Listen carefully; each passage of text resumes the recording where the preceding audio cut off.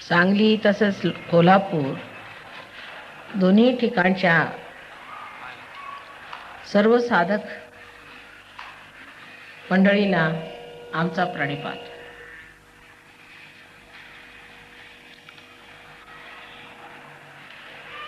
मागच्या वर्षी आम्ही इथे आलो तो आणखी सहयोगाबद्दल लोकांना माहिती दिली होती. आता आपण असा विचार केला पाहिजे की ह्या जगामध्ये आपण आलो ते कशासाठी. त्याबद्दल आपल्या मनामध्ये पुष्कळ भ्रम आहे. तो विचार आपण करू नये असे पुष्कळांचं मत आहे. कारण असा विचार करून फायदा काय होणार, आपल्याला पुढचं काय ते काय माहित नाही. पण जर आपण लक्षात घेतलं तर अनेक हजारो वर्षापासून आपल्या देशामध्ये, विशेषतः ह्या महाराष्ट्रात ह्या संतभूमीमध्ये संतांनी असं सांगितलेलं आहे की अवघाची संसार सुखाचा करीन. इतकंच नव्हे तर पसायदान म्हणून जे काही ज्ञानेश्वरांनी लिहिलं आहे ते सुद्धा वर्णन आपल्याला खरं वाटत नाही की जो वांछील ते तो लाहो, हे कसं होणार, याला मार्ग काय. जे वर्णन अशा परमेश्वरी साम्राज्याची आपल्या शास्त्रात करून ठेवली आहे, त्यासाठी मनुष्य नेहमी धडपडत असतो की असं साम्राज्य आलं पाहिजे. पण ते येणार कसं. आता कम्युनिस्ट लोकांचं असं म्हणणं आहे की मार्क्सवादी लोकांचं असं म्हणणं आहे की मार्क्सने अशी रचना केली होती की असे विशेष लोक तयार होणार आहेत की ज्यांना गव्हर्नमेंटची गरज नाही, ज्यांना पोलिसांची गरज नाही, ज्यांना कशाची गरज नाही. पण ते कसे होणार त्याचा कुठे कोणी उल्लेख केलेला नाही. ते कसं घडून येणार आहे, असं होणार तरी कसं. म्हणून त्यांनी जबरदस्ती केली, कसं तरी कोण कम्युनिझम आणला, पण त्याचे काही फायदे झाले नाही. मनुष्य होता तसाच आहे. तेव्हा त्याला काहीतरी कारण असलं पाहिजे. ते कारण असं आहे आपलं अज्ञान. आणि हे अज्ञान एवढ्यासाठी आहे की कुंडलिनी बद्दल उघड करून बोलणं झालं ते आपल्या महाराष्ट्रात ज्ञानेश्वरांनी केलं. त्यांनी 6व्या अध्यायात सांगितलेलं आहे की कुंडलिनी ही चक्रवर्तीची शोभा आहे आणि ती एकदा जागृत झाली म्हणजे मनुष्याला परमार्थ मिळतो. परम अर्थ, त्याला अर्थ लागतो, तो समर्थ होतो. पण ही कुंडलिनी जी 6व्या अध्यायात वर्णिलेली आहे ती आपण का जाणत नाही. कारण 6व्या अध्याय वाचायचा नाही असं सगळ्यांनी सांगून ठेवलेलं आहे. का वाचायचा नाही असा आपण प्रश्न विचारत नाही. आपल्याला कोणी सांगितलं वाचायचा नाही म्हणजे वाचायचा नाही. कारण त्यांना कुंडलिनी म्हणजे कशाशी खातात ते माहिती नाही. तेव्हा जे लोक देवाच्या नावावरती पैसे कमवतात, देवाच्या नावावरती प्रवचनं करतात आणि तुम्हाला सांगतात की देव असा आहे, देव तसा आहे, असं साऊंड बेटर. तर असे जे लोक आहेत त्यांनाही विशेष करून कुंडलिनी म्हणून काही वस्तू नाही असं सांगितलं. परत काही लोक जे जगात असेही लोक आहेत की जे अतिशहाणे स्वतःला समजतात, त्यांनी याची काही विशेष माहिती न मिळवताना, अनुभव न घेताना असं सांगितलं की कुंडलिनी जागृत झाली म्हणजे माणूस बेडकासारखा उडू लागतो किंवा त्याच्यामध्ये असे काहीतरी विचित्र प्रकार येतो, तो विक्षिप्त होतो. तसं काहीही झालं नाही पाहिजे. कारण कुंडलिनी ही जर जगाची आई आणि तुमची आई आहे, तेव्हा आई जेव्हा मुलाला पुनर्जन्म देते त्याच्यामुळे काहीही कुणाला त्रास होत नाही. आई सगळा त्रास उचलून घेते. तेव्हा जर ही शक्ती आमच्यामध्ये आहे. आजपर्यंत आम्ही किती देवासाठी काय काय केलं, केवढी मेहनत केली, पारायणं केली, त्याच्यासाठी देवाचं नाव घेतलं, इथपर्यंत झालं आहे की आता आपली मुलं म्हणतात की तुमचा देवबिव काही दिसत नाही, उगीच तुम्ही बेकार ह्याच्यात पडलेल्या. तेव्हा त्यांनाही उत्तर द्यायला पाहिजे. ही सर्व धडपड आपण का करतो. आणि हे जे मोठे मोठे संत साधू झाले ज्यांनी आपल्याला इतकं परमेश्वराबद्दल सांगितलेलं आहे, ते काही खोटं बोलले का. आज आपण त्यांची भजनं म्हणत बसतो, ते काय खोटं सांगत होते का की असं आहे आपल्यामध्ये आत्मसाक्षात्कार हा घडला पाहिजे असं इथून तिथून सर्वांनी सांगितलं. चायनामध्ये लाओत्से, नंतर इथे सॉक्रेटिस झाले, नंतर त्याच्यानंतर इकडे आपले अब्राहम वगैरे झाले किंवा त्याच्यानंतर ख्रिस्त वगैरे, बुद्ध, महावीर असा कोणी नाही, झाडून सर्वांनी एकच गोष्ट सांगितली की तुम्हाला पुनर्जन्म तुमचा झाला पाहिजे, तुम्हाला आत्मसाक्षात्कार घडला पाहिजे. जोपर्यंत आत्मसाक्षात्कार घडत नाही तोपर्यंत सगळं थोतांड आहे. पण आपण ते पडताळून पाहिलं नाही, तिकडे आपण लक्ष दिलं, बाई आपल्याला काय ते जमत नाही, आता 6व्या अध्यायात सोडूनच टाक, जे जमतं तेवढं करायचं. पण हे सगळं चांगलं जमण्यासारखं आहे, कारण ही जी शक्ती तुमच्यामध्ये कुंडलिनीची आहे, तुमच्यामध्ये आहे, ती स्थित आहे. म्हणजे अगदी साध्या शब्दात सांगायचं, जसं एखाद्या बी मध्ये त्याचा अंकुर असतं, स्थित असतं सुप्तावस्थेत, तशी ही कुंडलिनी तुमच्यामध्ये आहेच. तिच्यासाठी काही करायला नको, द्यायला नको, त्याच्यासाठी पैसे नको, उपास तपास नको, पारायण नको, काही नाही, बाह्यातलं काय करायचं, फक्त ही कुंडलिनी जागृत करायची. आता दुसरं साधं असं आहे की जर तुम्हाला एखाद्या रोपाला किंवा एखाद्या झाडाला जागृत करायचं असलं किंवा एखाद्या बीतने एखादं रोप काढायचं असलं तर काय करता तुम्ही, त्या बीला तुम्ही नुसतं असं जमिनीत घालता की आपोआप सहजच ते घडतं. सहज म्हणजे तुमच्याबरोबर जन्मलेलं आहे, तुमच्याबरोबर जन्मलेली ही शक्ती आहे, ही तुमच्याबरोबर तुमच्यात असलेली ही शक्ती आहे. त्याच्यासाठीच म्हटलं तुझं आहे, तुझं पाशी ही संपदा तुमच्याजवळ आहे. ही सगळी गोष्ट तुमच्याजवळ असताना तुम्ही स्वतःचं हित का मागत, जे तुम्हाला हितकारी असं तुमच्यात आहे त्यासाठी पैसे द्यायला नको, काही मेहनत नको, ती फक्त आधी जागृत करून घ्यायची. तर जशी तुम्ही एखाद्या शेतीमध्ये नुसती बीचं रोपण करता आणि त्या बियांमधनं रोप निघतात, त्यातनं तुम्हाला दिसतं की सुंदर सुंदर असे अंकुर निघतात, त्या अंकुरांना तुम्ही वाढून मोठाले वृक्ष करता, तशी अगदी ही सहज सुलभ गती आहे, अगदी सहज सुलभ गती, सहज तुमच्याबरोबर जन्मलेली ही एक योगाची तुमच्यामध्ये शक्ती आहे. आणि ती शक्ती प्राप्त करून घेणं हा तुमचा जन्मसिद्ध अधिकार आहे. मग तो तुम्ही करू का नाही, तो तुम्ही का मिळवून घेऊ नये, असा एक साधा विचार आपल्या मनात ठेवला पाहिजे. दुसरी गोष्ट अशी आहे की आजकालच्या वर्तमान काळात घोर कलियुग आहे. तुम्ही इकडे बघितलं तर किंवा तिकडे बघितलं तर, कुठे बघितलं तरी तोच प्रकार आहे, घोर कलियुग आहे. आणि काही लोकांना समजत नाही आहे तरी काय प्रकार, एवढा कलियुग झालेला आहे की मनुष्य अगदी भ्रमात पटेल. तसंही जेव्हा साधू संत आले त्यावेळेला सगळ्यांनी त्यांचा छळच केला, कोणी त्यांचं ऐकून नाही घेतलं, सगळे बघ्यासारखे त्यांना बघत राहिले. त्यांना लोकांनी एवढं छळलं पण कुणाच्या मनात सुद्धा विचार आला नाही की बा त्यांना ह्या साधू संतांना लोक छळतायत तर आम्ही काहीतरी भलं करावं, त्यांना कमीत कमी काही नाही तर थोडंसं तरी संरक्षण द्यावं. पण तसा विचार कोणाच्या डोक्यात आला नाही.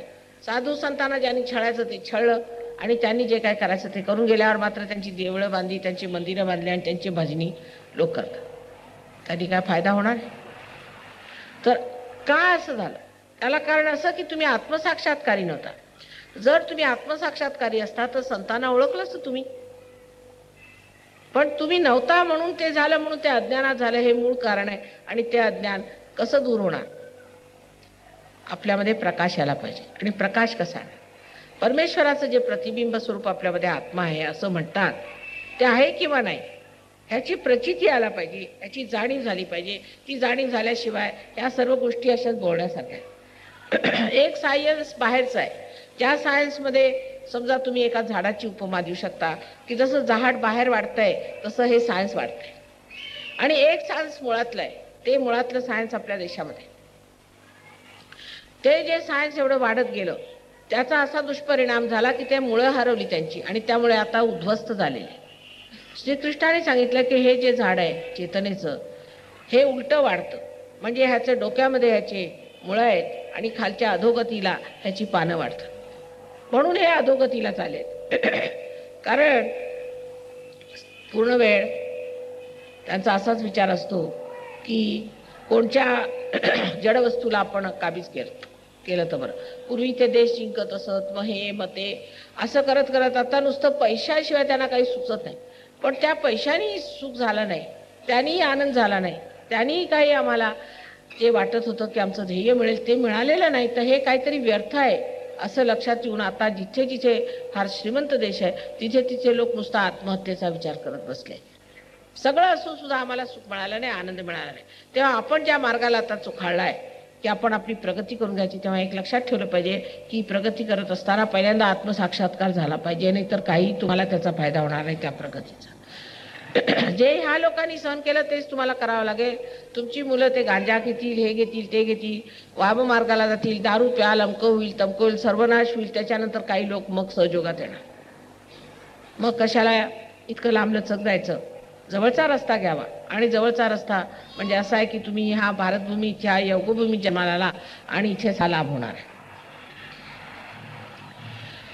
पण लोकांचं असं म्हणणं आहे की जर ही एवढी मोठी भूमी आहे, योगभूमी आहे, इथे एवढे संत साधू झाले, तर इथे इतकी दरिद्रता का? त्याला कारण असं आहे, श्रीकृष्णाने सांगितलंय की योगक्षेम वाम्यम. आधी तुम्ही योग घ्या आणि मग तुमचं क्षेम होईल. क्षेमयोग नाही म्हटलं, पण आपण विठ्ठल विठ्ठल करत फिरतो, त्याला खिशात बाळगल्यासारखं, अरे माझं हे करून दे रे, ते माझं करून दे रे, असं आपण परमेश्वराला नेहमी साकडं घालत असतो. पण परमेश्वराला साकडं घालण्याची काही गरजच नाही. मुळे फक्त हे लक्षात ठेवलं पाहिजे की परमेश्वर सर्व समर्थ आहे, फक्त आपण त्याच्या साम्राज्यात गेलेले नाही. तुम्ही जर इथे इंग्लंडचे रहिवासी असता, I don't know what's happening. If you reduce it a little, it would be better. Reduce. It's too much of a volume. जर तुम्ही लोक इंग्लंडचे रहिवासी असता तर तुमचा इंग्लंडच्या राणीवर अधिकार आहे. पण जर तुम्ही हिंदुस्थानचे रहिवासी आहात तर तुम्ही तिच्यावर अधिकार गाजवू शकत नाही. तसंच परमेश्वराचं आहे. जेव्हा तुम्ही परमेश्वराच्या साम्राज्यात जाऊन बसाल, तिथले रहिवासी व्हाल आणि तिथे स्थिर स्थावर व्हाल, तेव्हाच परमेश्वर तुम्हाला मानणार आहे. त्याच्या आधी तुम्ही किती टाहो फोडा, काही करा, सर्व व्यर्थ आहे, हे तुम्ही पाहिलेलंच आहे. आणि म्हणूनच आजची तरुण पिढी असं म्हणते की हे परमेश्वर वगैरे सर्व थोतांड आहे. जर असता तर असं कसं झालं असतं? तेव्हा ही जी एक गोष्ट आपल्या हातून चुकलेली आहे किंवा आपल्याला दिसलेली नाही की आपल्या नजरेतच ती आली नाही, ती गोष्ट म्हणजे अशी आहे की आम्हाला अजून आत्मसाक्षात्कार झालेला नाही. ज्या मंडळींना आत्मसाक्षात्कार झाला, अशी जी संत साधू मंडळी होती, त्यांचं वागणं कसं होतं? त्यांना काही म्हणावं नव्हतं लागत, तुम्ही हे खाऊ नका, ते पिऊ नका, ह्याचं घेऊ नका, त्याचं घेऊ नका, ह्याचं डुबाडू नका. राजे होते तर राजासारखे राहिले, गरीब होते तर गरीबासारखे राहिले. दुसऱ्याच्या गोष्टीची त्यांनी कधी हाव नाही धरली. तर हे जे ह्या लोकांचं विशेष होतं, ह्यांचं जे असं चरित्र होतं, असे जे विशेष तऱ्हेचे लोक झाले, हे कशाने झाले? शिवबा सुद्धा आत्मसाक्षात्कारी होते आणि त्यामुळे नेहमी त्यांचा एक मंत्र, ही श्रींची इच्छा. आता कोणी विचारलं नाही श्री म्हणजे काय? श्री म्हणजे आदिशक्ती. ही आदिशक्तींची इच्छा आहे म्हणून आम्ही करतो, आमचं काही मध्ये देणं घेणं लागत नाही, असे ते होते. म्हणूनच त्यांच्यात एवढं चारित्र्य होतं आणि त्यांनी एवढी कर्तबगारी करून दाखवली. पण ज्या माणसामध्ये आत्म्याचा साक्षात्कार होत नाही, तो एका तर्फेने वाढेल, त्याला कदाचित पैसे मिळतील, तो यशस्वी होईल, तो अमकं होईल, तमकं होईल, पण त्याला समाधान मिळणार नाही आणि त्याच्या नावाला सुद्धा थोड्या दिवसात लोक विसरून जाणार. म्हणजे आत्मसाक्षात्कारी झाली, जरी ते अगदी सर्वसाधारण लोक होते तरी सुद्धा त्यांच्या नावाने लोक दिवे लावतात आणि त्यांची पूजा करतात. म्हणजे हा आत्मा आहे तरी काय हे आपण जाणलं पाहिजे. हा आत्मा म्हणजे आपल्या हृदयामध्ये जे परमेश्वराचं प्रतिबिंब पडलेलं आहे, ते संपूर्ण सच्चित आनंद अशा स्वरूपाचा आहे. सत म्हणजे जो आत्मा आपल्या एकदा चित्तात आला, आपल्या चित्तामध्ये आल्याबरोबर आपल्याला सत्य काय आणि असत्य काय हे कळतं. ते कसं कळणार? आत्मा चित्तात येणार कसा? कुंडलिनीच्या जागृतीने तो आपल्या चित्तात येतो. कुंडलिनी जागृत झाली आणि ती ब्रह्मरंध्राला छेदली की इथे सदाशिवाचं स्थान आहे, तेच आपल्या हृदयामध्ये प्रतिबिंबित असल्यामुळे आपल्या हातामध्ये चैतन्याच्या लहरी वाहू लागतात. ह्या चैतन्याच्या लहरीमुळे आपली ही बोटं आहे ती जागृत होतात. ही 5 बोटं इथे आणि 6 आणि 7 अशी 7 चक्र उजवीकडे आणि 7 चक्र डावीकडे असतात. ती अशी मिळून मिळवली म्हणजे अशी दोन्हीकडनं येऊन अशी जी मधोमध जी पोकळी अशी होते, तिथे अशी 7 चक्र मधोमध होतात. ह्या 7 चक्रांवरची देवता बसलेल्या आहे. आणि ह्या देवता कोणत्या आहेत त्या जर आपण जागृत करून घेतल्या तर आपले जेवढे प्रश्न आहेत, मग ते सामाजिक असोत, मानसिक असोत, शारीरिक असोत, तुमच्या सांपत्तिक असोत, कोणत्याही तऱ्हेचे प्रश्न हे 7 चक्रांवरती सगळे ठीक होतात. कारण आपले संबंध जो शरीर आहे किंवा बुद्धी आहे, मन आहे, अहंकार आहे किंवा आपलं जेवढं काही मानवी व्यक्तित्व आहे ते संबंध व्यक्तित्व ह्या 7 चक्रातनं चालू असतं. तेव्हा ही 7 चक्र आपल्या जर जागृत झाली या कुंडलिनीच्या जागरणाने तर सर्व तऱ्हेने आपल्याला फायदा. आता सहयोगामध्ये अनेक रोग ठीक झाले, कॅन्सरचा रोग, अमका रोग, तमका रोग सगळं ठीक झालेलं आहे. आणि मी त्यांना भेटते नाही, नुसतं फोटोवरती लोक ठीक झाले. कसं होतं की तुमच्यामध्ये समजा आता पोटात रोग असला म्हणजे पोटामध्ये लक्ष्मीनारायणाचं स्थान आहे. आता हे डॉक्टर मानायला तयार नाहीत कारण हे इंग्लिश भाषा शिकलेले आहेत, पण जे इंग्लिश डॉक्टर आता इथे आले ते मानतात. पण आपले डॉक्टर अजून तिथून आल्यावर ते मग मानतील कदाचित. तर तुम्ही नुसतं लक्ष्मीनारायणाला जर जागृत केलं तर तुमचा पोटाचा त्रास जाणार.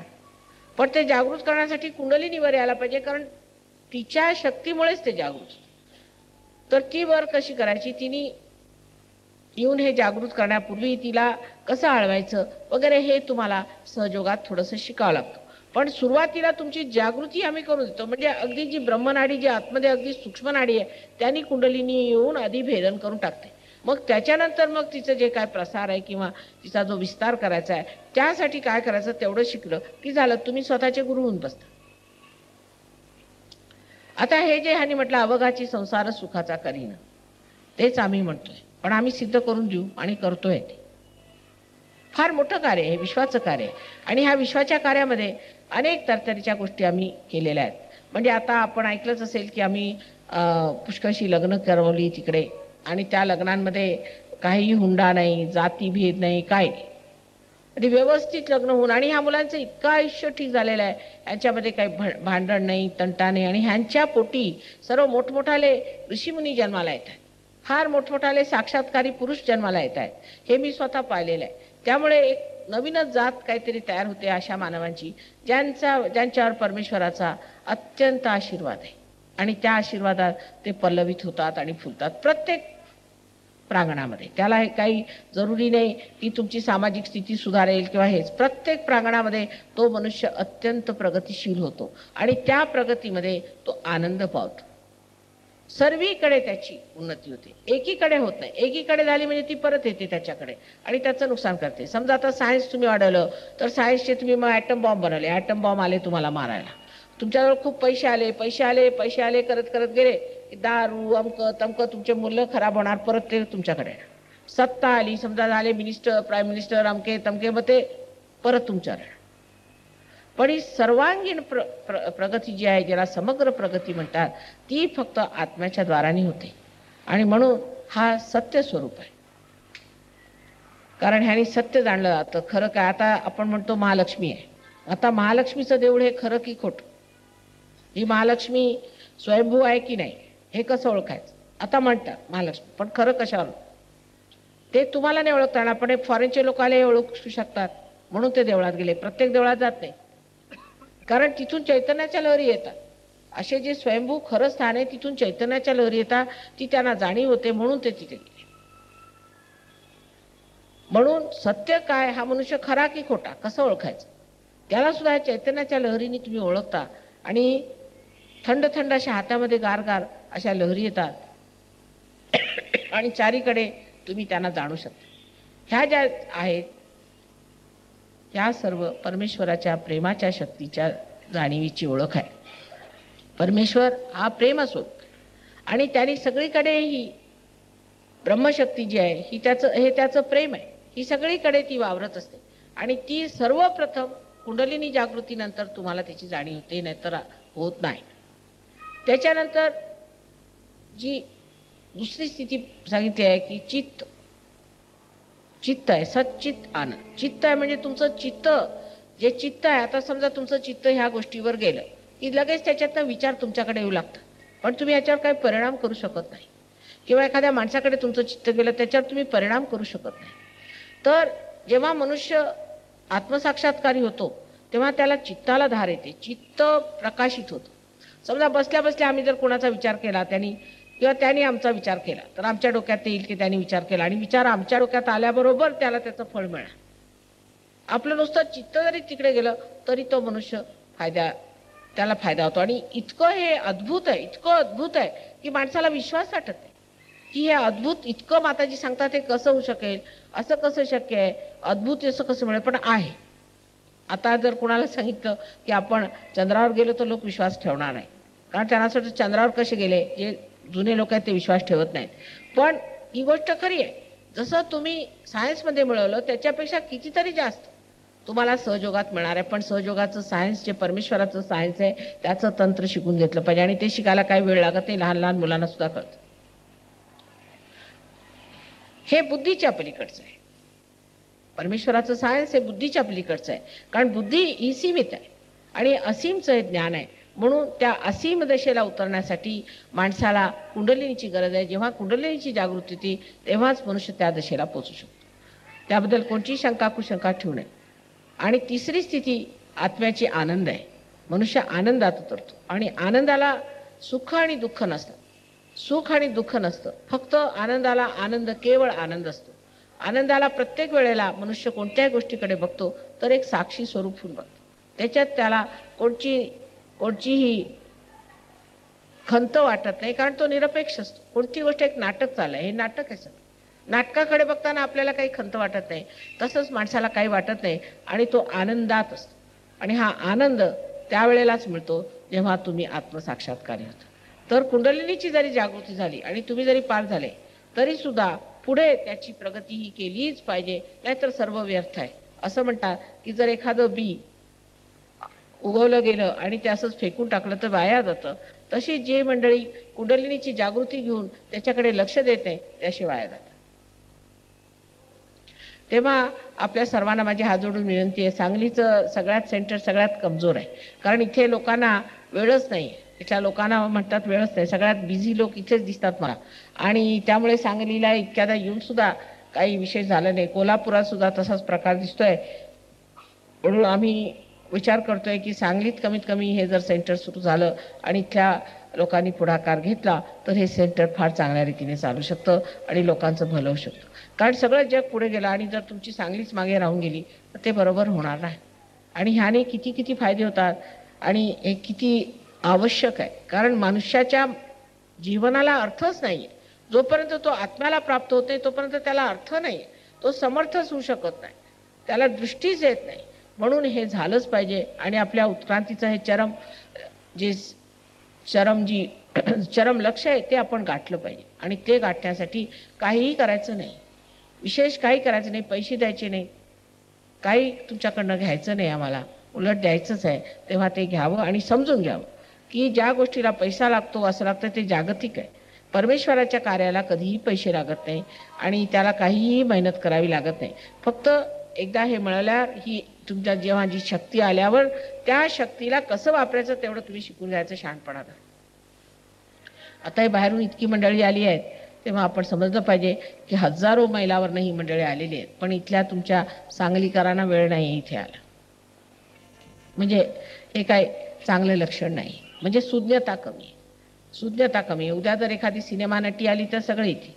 म्हणजे हळूहळू अधोगतीला आपण चाललेलो.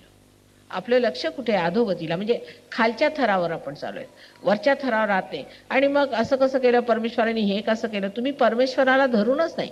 जर तुम्ही परमेश्वराला धरून असता तर हे काहीही झालं नसतं. तो सर्वांचा करता करविताच नाही आहे, पण अत्यंत प्रेमळ बाप आहे आणि तुमची सारखी वाट बघतोय की तुम्ही कधी त्याच्या साम्राज्यात या.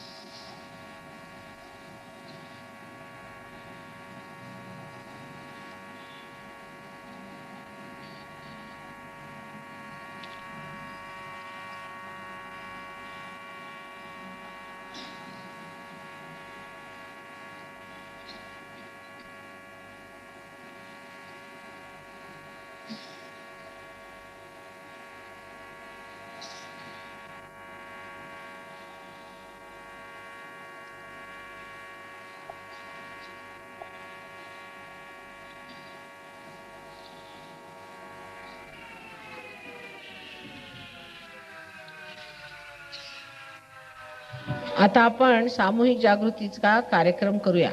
कोणाला एखादा प्रश्न असला तर विचारा, पण जास्त वेळ घेऊ नये. कारण मी गेल्यानंतर मग इकडे तिकडे कुजबूज करणे वगैरे वगैरे आपलं जी विशेष महाराष्ट्रीयन पद्धत आहे ती करून आपण काय आपली प्रगती करून घेतलेली नाही. जे काय विचारायचं असेल ते आता तोंडासमोर माझ्याजवळ विचारून घ्या, मी ते उत्तर द्यायला तयार आहे. पण त्याच्यानंतर गेल्यावरती काहीतरी खुसपट काढत बसायची जी आपली वाईट सवय आहे त्यांनी आपल्याला काही मदत झालेली नाही आजपर्यंत. हा स्वभाव काही चांगला नाही. तेव्हा जे काय असेल ते माझ्या तोंडावर विचारून घ्यायचं.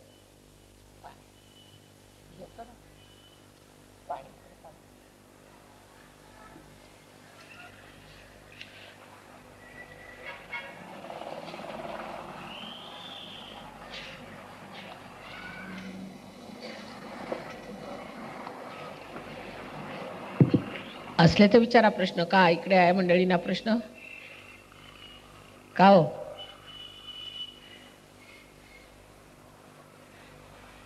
चांगला आहे. पण आता असे समोर येऊन बसा, तिथे जागा आहे मध्ये, इकडे येऊन बसा. जरा एकीकडे झालेत, तर इकडे येऊन बसा. असे डावा हात माझ्याकडे आहे. आता आधी आपण संतुलन साधावं लागतं. संतुलन आलं पाहिजे माणसाला. तर डावा हात माझ्याकडे आणि उजवा हात जमिनीवर असा ठेवायचा.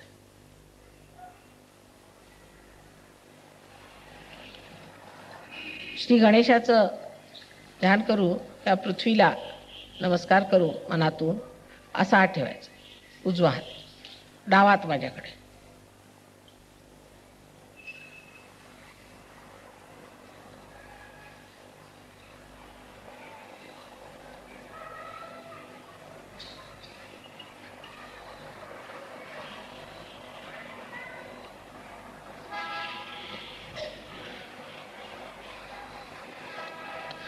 आता उजवा हात माझ्याकडे करायचा आणि डावा हात असा.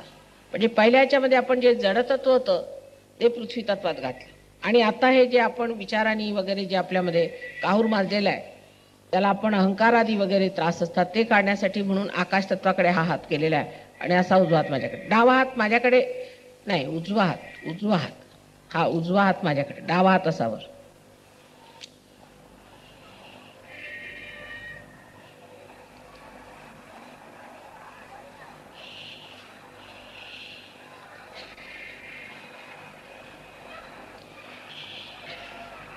आता परत डावा हात माझ्याकडे करायचा आणि उजवा हात डोक्यावर, इथे टाळूच्या वर असा धरून बघा. काही गार येते का डोक्याचा?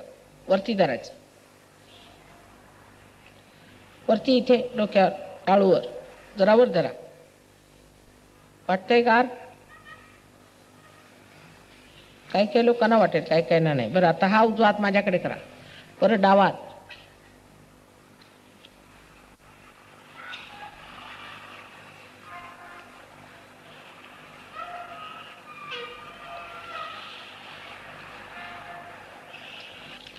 आता दोन्ही हात आकाशाकडे करायचे आणि असं डोकं वर करून एक प्रश्न करायचा की ही ब्रह्मशक्ती आहे का? ही परमेश्वराची ब्रह्मशक्ती आहे का?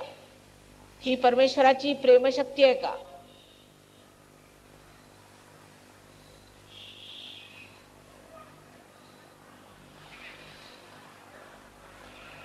आता हात खाली करा. आता हात खाली करून बघा, हातात काही गार येत आहे का? येत आहे हातात. आता डोक्यात बघा येत आहे का? आज यायला पाहिजे. चा दिवस चांगला आहे. डावा.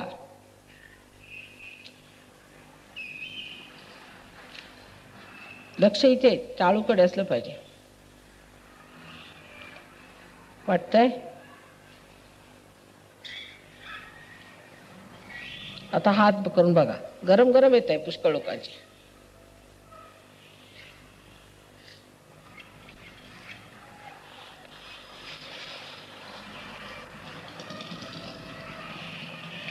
आता डोळे मिटायचे आणि मिटण्याच्या आधी जी चक्र आपली डावीकडे आहेत ती कशी जागृत करून घ्यायची तुम्ही, ते मी सांगते. आणि हे तुम्ही आपल्या कुंडलिनीला सुद्धा जागृत करू शकता. हृदयामध्ये मी सांगितलं आत्मा आहे, त्याच्या खाली पोटावर डावीकडे वरच्या बाजूला गुरुतत्व आहे आणि खाली शुद्ध विद्या आहे. त्याच्यानंतर परत वर आल्यावर ह्या ठिकाणी जे आपण आपल्याला दोषी वगैरे समजतो त्यांनी हे विशुद्धीचं चक्र इकडे धरलं जातं.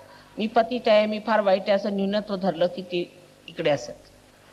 खांद्याला समोरून असा हात घ्यायचा खांद्याला.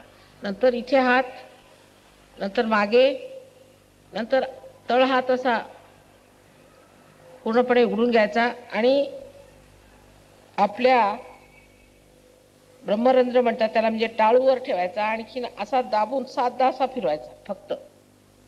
पण त्यावेळेला डोळे उघडायचे नाही कधी. आता मी सगळ्यांना समजून सांगितलं कशी डावीकडे आपल्याला जायचं ते. डावा घेऊन चला वर, अशी असं उलटं नाही फिरवायचं, सरळ. आणि असं वर डोक्यावर नेऊन अशी त्याला वेष्टण घालून अशी बांधून टाकायची डोक्यावर. परत ही तुमची कुंडलिनी. परत हे बघा 3दा करायचं असतं असं. आता डोक्यावर न्यायची, परत वेष्टण न्यायची भरपूर आणि बांधून टाकायची, म्हणजे पडणार नाही. परत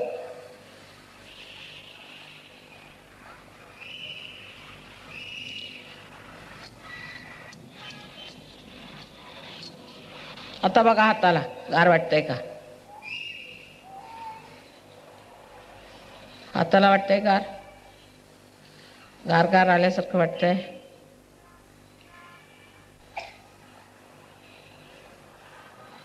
आता ही जागृती झाली, तुम्हाला जागृती करून दिलेली आहे मी. पण परत कुंडलिनी ज्या ठिकाणी तुम्हाला त्रास असेल तिथे वळणार, तिथे मदत करणार आणि तिची प्रगती हळू होणार आहे. म्हणून तिची प्रगती कशी सातत्याने ठीक ठेवायची, त्यासाठी इथे आमचं फार सुंदर एक केंद्र आहे. त्या केंद्रात यायचं आणि तिथे मंडळी आहे ती तुम्हाला बघतील. त्या केंद्राचा पत्ता आता तुम्हाला देतील, तो पत्ता घ्या. तिथे तुम्हाला फोटो मिळतील, पुस्तकं मिळतील. त्याच्यात प्रगती केली पाहिजे आणि प्रगती करून शिकून घेतलं पाहिजे. आणि शिकून घेतल्यावरती तुम्ही स्वतः तुमचे गुरु होणार आणि त्याचे किती लाभ होतात ते तुम्ही पुढे बघितलं पाहिजे. आता मुख्य सांगायचं म्हणजे असं की बाहेर जाण्याच्या आधी तुम्ही आपल्याला बंधनं घेतली पाहिजेत. म्हणजे कवच असतं, आईचं कवच असतं. ते कवच कसं घ्यायचं, तर आपल्या इथे 7 प्रकाशाची झोत आहे आणि त्याला कवच दिलं पाहिजे. तर ते कसं द्यायचं, तर डावीकडनं असा हात घ्या, डावीकडनं, आणि असं डोक्यावरनं असा घेऊन असं खाली घालायचं, असं साधा करायचं. परत चला 1, परत 2, व्यवस्थित घ्या. परत 3, मी हळूहळू घेते. 3, परत 4, म्हणजे काही तुमच्यावरती परिणाम येणार नाही बाहेरचा. 5, परत 6, परत 7. घराच्या बाहेर निघताना एकदा घेतलं की काहीही होणार नाही, तुम्हाला काही त्रास होणार नाही. एखादा मनुष्य तुम्हाला त्रास बी देत असला, त्याचं नुसतं नाव हातावर लिहायचं आणि अशी त्याला बंधनं देऊन असं टाकून द्यायचं 3दा माताजी म्हणून, की बघा अनेक ह्याचे प्रकार आहेत ते बघायचे. तुम्ही ही प्रेमाची शक्ती ती आपण अजून वापरली नाही, द्वेषाचीच वापरली नाही. ही प्रेमाची शक्ती कशी वापरायची, ती नुसती बोटावर नसते. आणि ते एकदा तुम्हाला समजलं कसं नाचून घ्यायचं, की अगदी तुम्हाला आश्चर्य वाटेल तुम्ही किती शक्तिशाली होता आणि किती तुमच्यामध्ये शक्ती आहे, किती अद्भुत आहात तुम्ही, हे तुमच्या लक्षात येईल.